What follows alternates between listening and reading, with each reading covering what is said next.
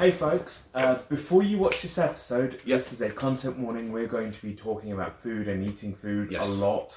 So if you have any discomfort or you're not comfortable with this subject, just skip it. Yeah, it makes perfect sense. We are making content and we want everyone to feel included. So we want to put out warnings so you're not being thrown in the deep end of us talking about something that may upset you.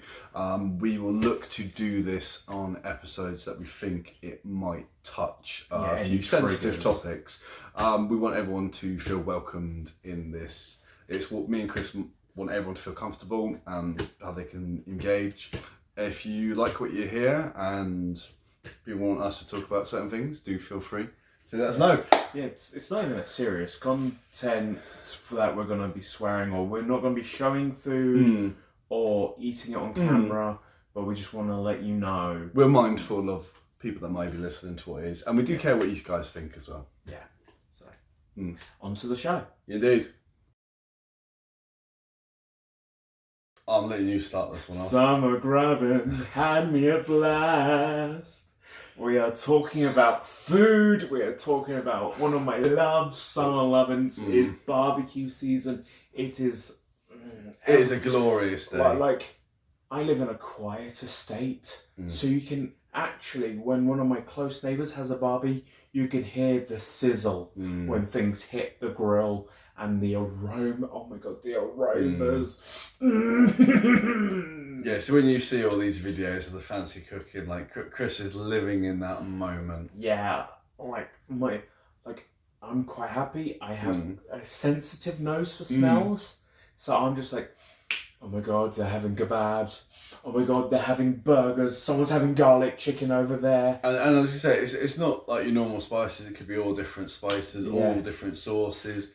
And we all love it. Yeah, and just summertime just brings okay, vegetarians and vegans are going to hate me, but all the different meats you can do on the barbie. Yep. And you can have like seafood as well, which is always quite nice. Yeah. Like, prawns do nice on the barbie. And a nice cold dish as well. If you because obviously having a lot of hot food is good, like potato salad. It's not for everyone, but it's so nice. And potato salad is so much better in the summer. And the thing is, you love it with chives. Strawberries. Oh yes. Oh my god! Like June and July isn't June or July in England. Well, strawberries and Pims. Oh my god, the amount of Pims this nation drinks. Oh yeah, you'd think like the rivers were filled with it at times. But it's not the hills are alive with the sound of music, the rivers are alive with the sloshes of Pims. Which is like all like little bits of ice, little bits of mint and all fruits. And all just the fruits and copious amounts of alcohol. But if you've never heard of Pims before, it's a very refreshing drink, usually mixed with like lemonade. So it's very refreshing. Yeah. Imagine like a mulled wine, but very... Yeah, it's summer mulled wine. Yeah. Like in December you have mulled wine. In summer you have Pims, lemonade, and it's mint.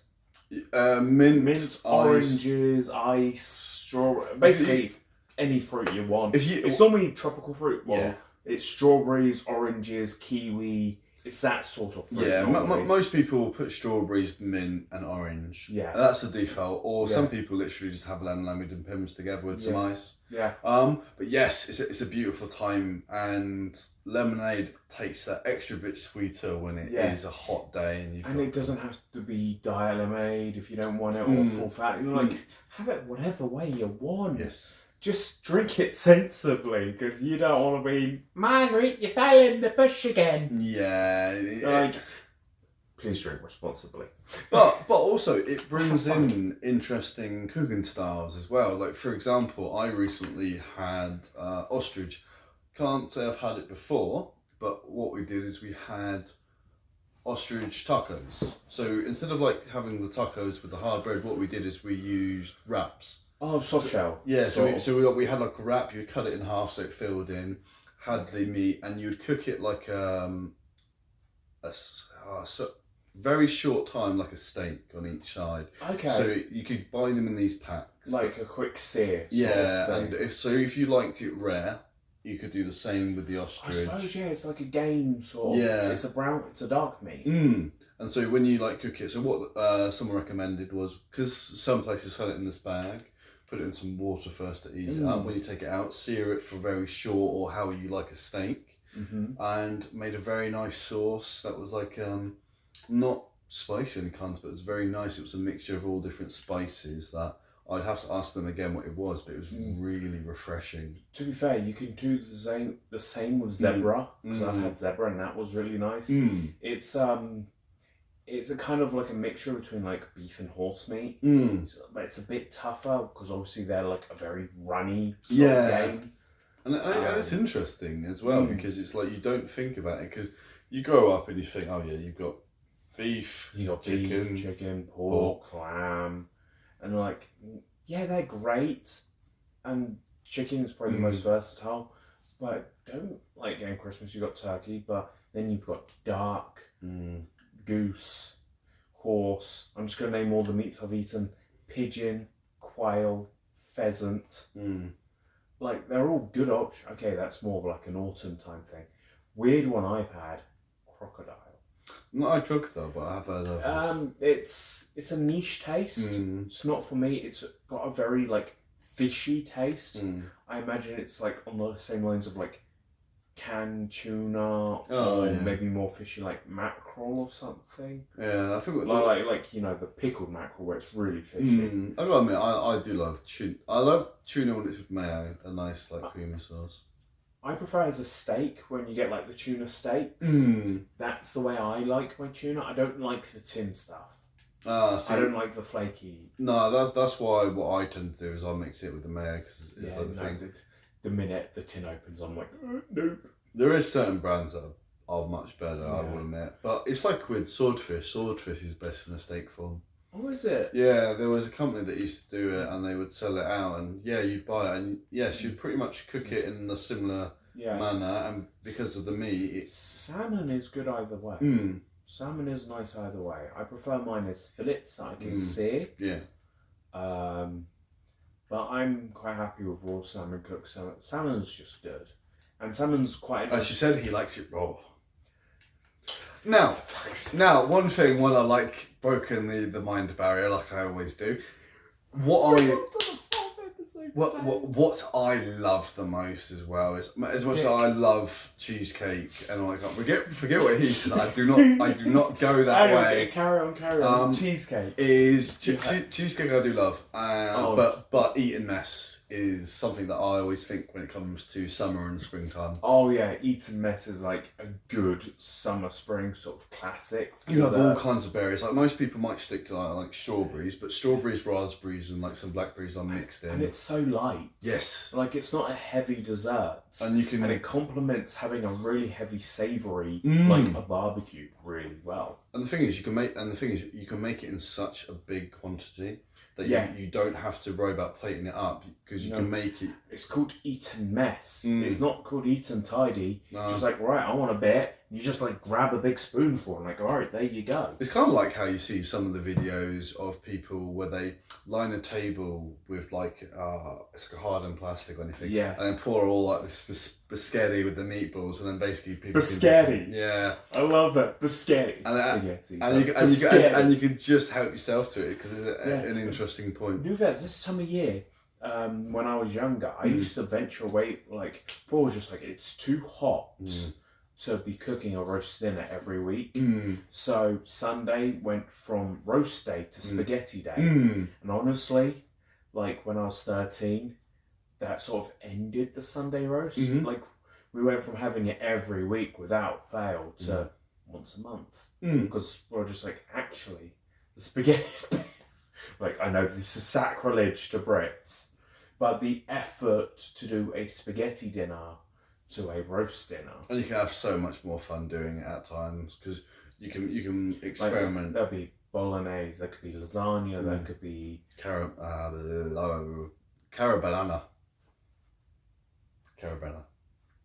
Imagine car and banana put together. Yeah, I'm imagining a car banana now. Carabana. The carbonara. That's the thing. I was just like, what's he trying to say? Carbonara, yeah. Like it's got a nice range of, like we would still go out for roast, and then like Saturday night would be like a semi roast. We would do like the roast potatoes and some veg, but we wouldn't do like a full roast. We just throw in like some chicken quarters in the oven. To be honest, if you made a Yorkshire pudding, you could have it as a wrap. Big enough Yorkie, yes. Because they do that up in the north, actually. They do. Yeah, there's a place that literally you have like a roasting and like a massive Yorkie. But that feels like more autumn, winter vibe. Yeah, but I imagine full roast more as like a late end of it. But you do get summer veggies for roasts. Yeah, there's so much good food. Oh, there is. And I used to work for a butcher's, so this time of year was always busy for us. And you know, we'd have specials on the barbecue packs, sizzler packs, and we'd have all different flavoured meats. My personal favourite was the Chinese glaze. But we had a really nice, like a Kentucky glaze, which was reminiscent of KFC, but it was so much better health-wise for you because it was never fried. It's just a coating. You cook it in the oven and barbecue it. And then we have the kebabs, the kofta kebabs, which they're not like proper kebab shop kebabs where it's just like a slab of meat cut off. It's smaller, so easy to cook. It'd be minced meat and it like on a stick, and they like pipe it off the stick. There's jam it in there. Essentially. Yeah, and they were. Like we had a minted lamb kofta and a spicy beef kofta. And the thing is, it's so easy then to just get like the old things to make it into a really like kebab that you would get after a night out. Exactly. It was so good. And obviously, the king of all barbecue, the hog roast. Like a whole hog over a spit. Just the crackling, just everything. And also, you can see in the pure state of like how you can imagine the medieval times how it would look. Yeah, before the medieval, the caveman times with boars, doing a whole hog roast is essentially how we used to eat it. We just like turn it over the fire until it was cooked. It's like when you think of mutton, it was literally you would just rip it off as a fillet. Mutton is lovely. Then there's holiday food when you go away. Oh god, yeah, it's all different, and like when you explore a different culture, like a lot of Japan and the Asian market, like how they do sauces and how they cook it. Like you cook it once with the sauce, let it cool down, and then put another sauce in, so you can make something really crisp. Yeah. And then you put a nice sauce over the top. Yeah, twice cooked sort of thing. Yeah, and it works really nice. It's quite a common thing you also do for things like some Americans do with fried chicken. They will do like a full fry, and then they'll just do a quick shallow fry after, just to really get. Yeah, I now want fried chicken.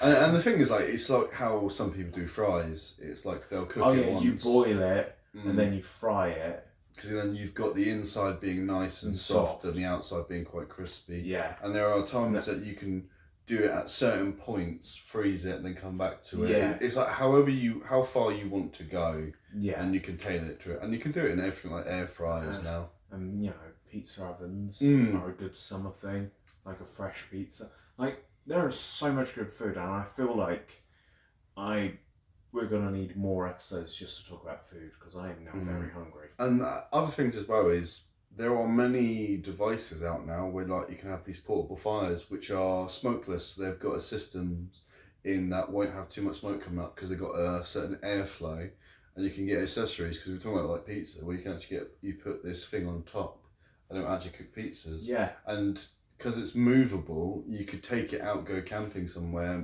or make it on the fly, have it out and enjoy a picnic. So basically what we're saying is the summer is a great time for food. Don't stick yourself to the standard sort of meals. Have fun with food. Have wraps. Have wraps. Have spaghetti. Have salads. Yes, I am saying have salads. Oh. Have an eaten mess. I'll tell you what I did once, which was so nice, is like a French stick, cut it, have pate, if you like pate. Oh yeah, pate. And then have good thick chunks of like cucumber on top. So when you're biting into it, you've got the softness of the bread, the pate, and then you've got the nice fresh and like crisp, depending on how you like your cucumber as well. Yeah, no, that's a good shout. Actually, that's that's lunch for this weekend in my brain. And the thing is, as well, it's all easy enough to get because you don't need to go and get the high quality. Sometimes just the low grade is on point. Not sponsored. Go to Aldi and Lidl. It's perfectly good. Oh, it's not the soup that you recommend as well. Oh, the tomato and treats soup. Yeah. That's a good winter soup. Honestly, we will talk about that when winter comes. But honestly, tomato and chorizo soup from Aldi, not sponsored, is like pepperoni pizza in a tin. If you're not sponsor us, please feel free. Like, get some like cheesy garlic bread and dip it in, and you have got a garlicky pepperoni pizza. Yes, and it's amazing. But it's almost vegetarian except the bits of actual pepperoni in it. Yeah, there's actual like bits of chorizo in the soup, which is always nice. So yes, it is a pepperoni pizza soup then. And the thing is, that's the thing. Experiment with food as well. Just because there is a standard out there, don't worry too much. And yes, I know we are big people and we're talking about food, but everyone can be a foodie. Oh god, yeah. And at the end of the day, and if food isn't your thing, that's okay. Just enjoy what you enjoy. But yeah, I think all that food's got me. It's got me really hungry. Yes, and the thing is as well is, as we talk about food, I think the same with drinks. If you could imagine, like people used to do Coke floats. Oh yeah, Coke floats. Like, to be fair, that used to do. You say that because it's how it used to be served originally. Yep. It used to be served as Coke and the syrup, and then with ice cream. It's the traditional way. Yeah.